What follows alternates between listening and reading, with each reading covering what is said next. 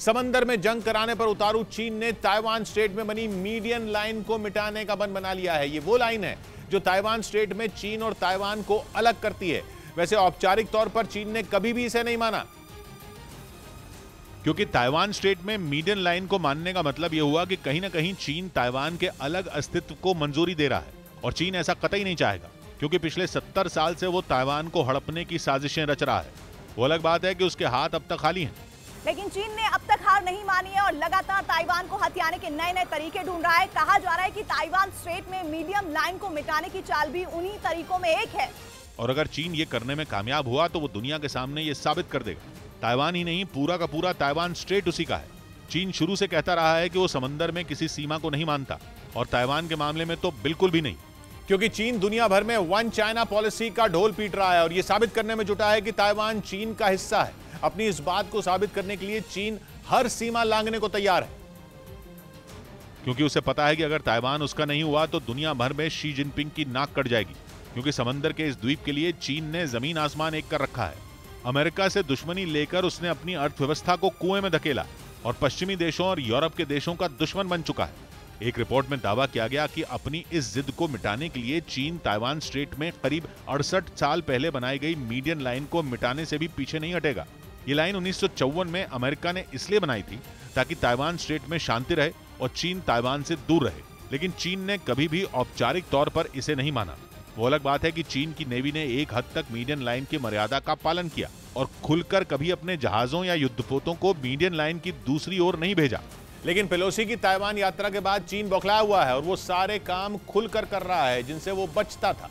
Pelosi की Taiwan यात्रा के बाद कई बार खबरें आई कि चीन की नेवी के जहाज ताइवान स्ट्रेट में ताइवान की सीमा में घुस गए, जिसका मतलब यह हुआ कि चीन दुनिया को संदेश देना चाहता है कि वो ताइवान स्ट्रेट में किसी सीमा को नहीं मानता। खबर है कि कुछ दिन पहले उसने ताइवान की 6 तरफ से नाकेबंदी कर जो मिलिट्री ड्रिल की थी, उसमें तो उसके युद्धपोतों ने जानबूझकर मीडियन लाइन को पार किया था। ये बात खुद ताइवान ने चीख चीख कर दुनिया को बताई थी और दावा किया था कि चीन केवल उसकी सीमा के आसपास मिसाइलें ही नहीं दाग रहा, बल्कि ताइवान स्ट्रेट में उसकी सीमा के अंदर घुसपैठ भी कर रहा है। ताइवान की सरकार ने खुलकर कहा था कि चीन ये सब इसलिए कर रहा है क्योंकि वो जंग करना चाहता है और अपने इरादों में कामयाब होने के लिए शी जिनपिंग की सेना कुछ भी कर गुजरने को तैयार है। ताइवान के एक सिक्योरिटी एक्सपर्ट ने तो यह तक दावा किया कि चीन ताइवान पर इस हद तक दबाव बना देना चाहता है कि ताइवान खुद मीडियन लाइन के मुद्दे पर घुटने टेक दे, जिससे चीन का ताइवान तक पहुंचने का काम आसान हो जाएगा, क्योंकि उसके जहाज बिना रोक टोक ताइवान स्ट्रेट में घूम सकेंगे। लेकिन ताइवान ने भी पूरा दम लगा दिया है और उसके विदेश मंत्री ने कुछ दिन पहले ही बयान दिया था कि ताइवान स्ट्रेट में मीडियन लाइन को बजाय रखने के लिए उसे और अमेरिका को मिलकर काम करना होगा, क्योंकि चीन इसे मिटाने की हर मुमकिन कोशिश करेगा। 2020 में चीन के विदेश मंत्रालय ने यह तक कह दिया था कि ताइवान स्ट्रेट में ऐसी कोई लाइन है ही नहीं, लेकिन ताइवान अमेरिका की बनाई गई इस लाइन को मानता है। ताइवान स्ट्रेट करीब 180 किलोमीटर चौड़ा स्ट्रेट है जो साउथ चाइना सी का हिस्सा है और उत्तर में ईस्ट चाइना सी से जुड़ता है, जिसमें सबसे संकरा हिस्सा 130 किलोमीटर चौड़ा है और ताइवान स्ट्रेट में बनी मीडियन लाइन करीब 40 किलोमीटर चौड़ी है। ताइवान का कहना है कि अगर चीन की नेवी समंदर में उसकी सीमा के 22 किलोमीटर अंदर तक घुसी तो वो उसे मुंह तोड़ जवाब देगा, क्योंकि जिस मीडियन लाइन ने इन दोनों देशों की नेवी को ताइवान स्ट्रेट में रोक रखा है वो काल्पनिक है और अमेरिका ने उसे 1954 में युद्ध विराम के लिए बनाया था और तब से अब तक ताइवान स्ट्रेट में ये लाइन ताइवान का कवच बनी हुई है, जिसे चीन चाहकर भी नहीं तोड़ पा रहा, क्योंकि लेकिन अब उसके रुख से लग रहा है कि वो मीडियन लाइन या यूं कहें कि ताइवान स्ट्रेट में बनी काल्पनिक लाइन को मिटा देगा। इस बीच चीन ने ताइवान के मुद्दे पर अमेरिका को सीधी धमकी भी दे दी कि अगर उसने अपने कदम पीछे नहीं खींचे तो वो जंग के लिए तैयार रहे। वहां के सरकारी अखबार ग्लोबल टाइम्स में छपी खबर के मुताबिक गुआम समेत अमेरिका के कई सैन्य ठिकाने चीन के हमले की जद में है और अगर अमेरिका ताइवान के मामले में ऐसे ही टांग अड़ाता रहा तो उसे गंभीर नतीजे भुगतने होंगे। यानी चीन ने एक बार फिर साफ कर दिया कि वो अमेरिका की ताकत के आगे झुकने वाला नहीं है। ग्लोबल टाइम्स में छपे लेख में यह दावा भी किया गया कि अमेरिका जानबूझकर ऐसे हालात पैदा कर रहा है जिससे जंग छिड़ जाए। दक्षिण चीन सागर में अपनी नौसेना की ताकत दिखाकर वो चीन को लगातार चिढ़ा रहा है। चीन ने तो यहां तक कह दिया कि अगर अमेरिका ने मजबूर किया तो वो चुपके से हमला नहीं करेगा, बल्कि पूरी दुनिया के सामने ऐलान करके उसके सैन्य ठिकानों को निशाना बनाएगा। और अमेरिका को दी गई अपनी धमकी के लिए चीन ने दूसरे विश्व युद्ध के दौरान उसके नेवल बेस पर्ल हार्बर पर हमले का जिक्र किया। उस वक्त जापान ने चुपके से हमला करके पर्ल हार्बर को तबाह कर दिया था। और 1941 में हुए इसी हमले के बाद अमेरिका भी दूसरे विश्व युद्ध में कूद गया था। उसने मित्र देशों की ओर से मोर्चा संभाला। अमेरिका ने 1945 में जापान के हिरोशिमा और नागासाकी पर जब परमाणु बम गिराए तो उसे पर्ल हार्बर का बदला माना गया था। और उसी घटना को याद दिलाते हुए चीन ने ताल ठोकी कि गुआम पर्ल हार्बर नहीं है और चीन जापान नहीं है। मतलब ये कि उसने अमेरिका को बड़ी चुनौती दी कि वो उसके गुआम बेस को चुपके से निशाना नहीं बनाएगा, और अगर उसने गुआम बेस पर हमला कर भी दिया तो अमेरिका उसे जापान समझकर हल्के में लेने की गलती न करे। और चीन की इस खुली धमकी के बाद कहा जा रहा है कि वो प्रशांत महासागर में अमेरिका की बढ़ती सैन्य ताकत से बुरी तरह बौखला गया है। खासतौर पर गुआम नौसैनिक अड्डे पर अमेरिका ने जिस तरह से खतरनाक हथियार जमा कर रखे हैं, उसने चीन की नींद उड़ा दी है। और माना जा रहा है कि ताइवान तो इस वक्त चीन के लिए सिर्फ एक बहाना है। उसके सीधे निशाने पर अमेरिका का नौसैनिक बेस गुआम है। कुछ दिनों पहले यह खबर भी आई थी कि चीन गुआम बेस पर हमले की तैयारी कर रहा है। इसके लिए उसने करीब 5000 किलोमीटर दूर मौजूद गुआम की तरफ अपनी खतरनाक मिसाइलों का मुंह भी मोड़ रखा है। इस खबर के आने के बाद अमेरिका ने अपनी सुरक्षा मजबूत करने की तैयारी शुरू कर दी है। उसने गुआम नौसैनिक अड्डे के एयर और मिसाइल डिफेंस को अपग्रेड करने का फैसला किया, जिसके लिए उसने वहां अपने सबसे खतरनाक थार्ड यानी terminal high altitude area defence system के नए वर्जन को तैनात करने का मन बना लिया है। और बताया जाता है कि नई पीढ़ी का थार्ड हजारों किलोमीटर दूर से आ रही मिसाइलों को बर्बाद कर सकता है। इसीलिए अमेरिका गुआम बेस पर इसकी तैनाती करने जा रहा है। कहा जाता है कि प्रशांत महासागर में बने गुआम नौसैनिक अड्डे को बचाने के लिए वो कुछ भी कर सकता है, क्योंकि माना जाता है कि गुआम बेस में अमेरिका का सबसे ज्यादा गोला बारूद रखा है। वहां के समुद्री तटों पर परमाणु हमला करने में सक्षम पनडुब्बियां तैनात हैं। इस द्वीप पर करीब 6000 अमेरिकी सैनिक भी तैनात हैं। खास बात यह कि इस जगह से अमेरिका चीन पर नजर बनाए रखने के साथ प्रशांत महासागर में अपना दबदबा भी बनाए रख सकता है। साथ ही गुआम नौसैनिक अड्डे से वो दक्षिण चीन सागर में तैनात अपने 7वें बेड़े की मदद भी कर पाता है। यही नहीं, चीन के हमला करने पर इस बेस से करीब 2700 किलोमीटर दूर ताइवान की भी वो आसानी से मदद कर सकता है। कहा जाता है कि इन्हीं वजहों से गुआम नेवल बेस चीन की नजर में खटकता है और वो उस पर हमले की तैयारी में जुटा है।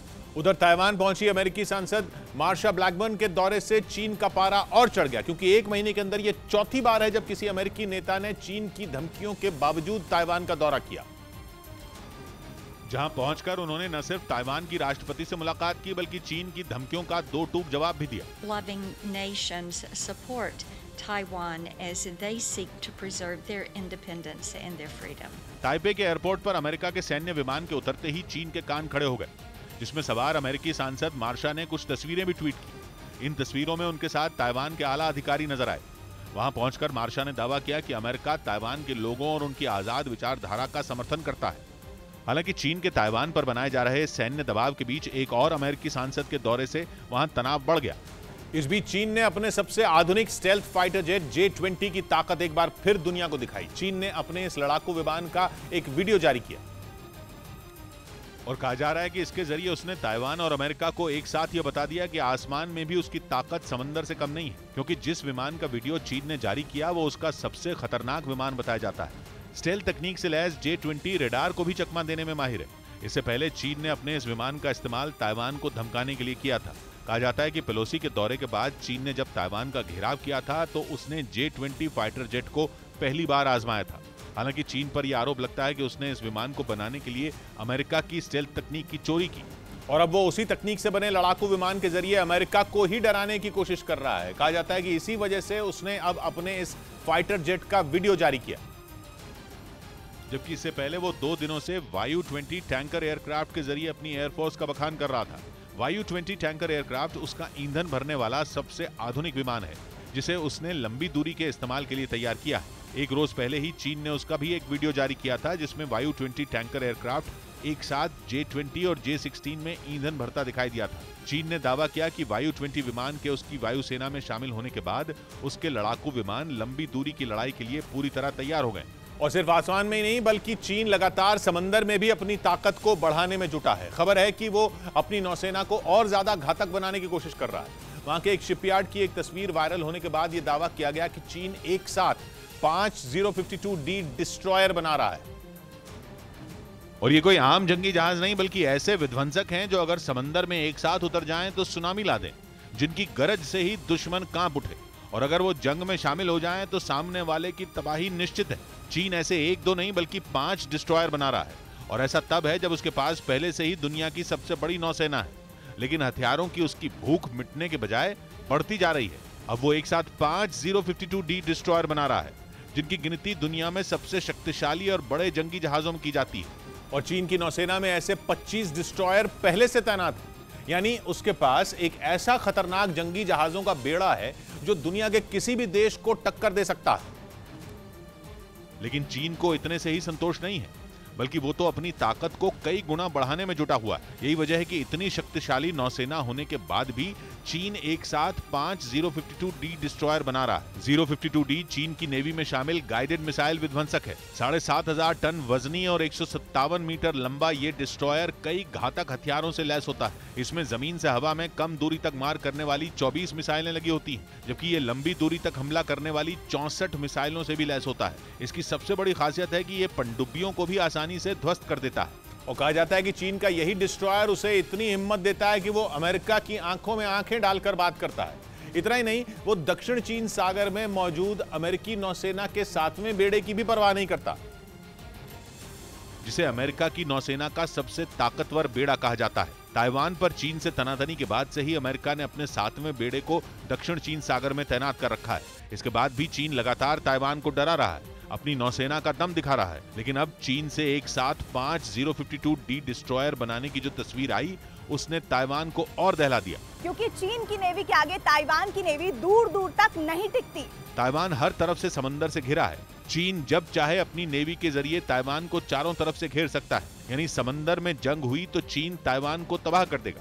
इस बीच चीन के ताइवान पर लगाए इंपोर्ट बैन की वजह से वहां के छोटे कारोबारियों को बड़े नुकसान की चिंता सताने लगी है। असल में दक्षिण चीन सागर में अमेरिका के बढ़ते दखल और नैन्सी पेलोसी की ताइवान यात्रा से चीन बौखलाया हुआ है। और वो इस कदर भड़का हुआ है कि उसने ताइवान को बर्बाद करने की जैसे कसम ही खा ली हो। पेलोसी के दौरे के बाद चीन ने पहले तो ताइवान के चारों तरफ करीब 1 हफ्ते तक लाइव फायर ड्रिल की। इस दौरान ताइवान को डराने के लिए चीन की सेना ने दर्जनों मिसाइलें उसकी समुद्री सीमा में दागी। कई दिनों तक उसके लड़ाकू विमान ताइवान के आसमान में गरजते रहे। इसके बाद चीन ने ताइवान की कमर तोड़ने के लिए उस पर कई तरह के आर्थिक प्रतिबंध भी लगा दिए, जिसका सबसे ज्यादा असर वहां रहने वाले छोटे कारोबारियों पर पड़ रहा है। क्योंकि वहां के ज्यादातर कारोबारी चीन को ध्यान में रखकर फलों और दूसरी चीजों का उत्पादन करते हैं, लेकिन चीन और ताइवान के बीच बने जंग के हालात की वजह से उनमें हड़कंप मचा, क्योंकि चीन ने ताइवान से आने वाली कई चीजों पर बैन लगा दिया है। असल में ताइवान के खट्टे फलों और छोटी समुद्री मछलियों की चीन में भारी डिमांड है। इसी वजह से वहां के किसान और मछुआरे चीन को ध्यान में रखते हुए बड़े पैमाने पर इनका उत्पादन और कारोबार करते हैं। लेकिन पेलोसी की ताइवान यात्रा के बाद से हालात पूरी तरह बदल गए। चीन ने न सिर्फ ताइवान को डराने के लिए एक के बाद एक कई मिलिट्री ड्रिल की, बल्कि उसने वहां की अर्थव्यवस्था को बर्बाद करने के लिए उस पर इंपोर्ट बैन तक लगा दिया, जिसका असर यह हुआ कि चीन से ताइवान की कारोबारियों को मिले सभी ऑर्डर कैंसिल कर दिए गए। हालांकि प्रतिबंध के बाद भी चीन में ताइवान से आने वाले फलों और दूसरी चीजों का बेसब्री से इंतजार किया जा रहा है। लेकिन आर्थिक पाबंदियों की वजह से सारा कारोबार ठप है, जिससे ताइवान के छोटे कारोबारियों को बड़े नुकसान की चिंता सताने लगी है। ताइवान का आरोप है कि चीन के लगाए सारे प्रतिबंध राजनीति से प्रेरित हैं, जबकि चीन की दलील यह है कि ताइवान से आने वाली मछलियों में प्रतिबंधित केमिकल मिलाया जाता है, जिससे वो जहरीली हो जाती हैं, और इसी वजह से उन पर बैन लगाया गया है। इसी तरह 1 साल पहले चीन ने ताइवान से आने वाले अनानास पर भी खतरनाक केमिकल मिलाने का आरोप लगाते हुए बैन लगा दिया था। मतलब ये कि ताइवान को हथियाने के लिए चीन हर हथकंडा अपना रहा है। सेना का डर दिखाने से लेकर आर्थिक प्रतिबंध लगाने तक चीन वो सब कुछ कर रहा है जिससे ताइवान घुटनों पर आ जाए। लेकिन चीन इतना शातिर है कि उसने वहां से आने वाली हर चीज को बैन नहीं किया है, और उसने सिर्फ उन्हीं चीजों पर इंपोर्ट बैन लगाया है जिनके नहीं आने से उसे कोई नुकसान न हो। यही वजह है कि चीन ने सेमीकंडक्टर चिप को इस प्रतिबंध से अलग रखा है। वो जानता है कि इस पर बैन लगाने से उसे न सिर्फ नुकसान होगा, बल्कि उसकी घरेलू जरूरत भी पूरी नहीं हो पाएगी। मतलब ये कि ताइवान पर इंपोर्ट बैन लगाने के पीछे चीन की सोची समझी चाल है। क्योंकि ताइवान चीन का सबसे बड़ा ट्रेडिंग पार्टनर है। चीन अपने कुल इंपोर्ट का करीब 28% चीजों का आयात ताइवान से ही करता है। हालांकि जानकारों का कहना है कि चीन के लगाए आर्थिक प्रतिबंध काफी हद तक आंशिक हैं, लेकिन असलियत यह है कि इसकी मार सबसे ज्यादा वहां के छोटे कारोबारियों पर पड़ रही है।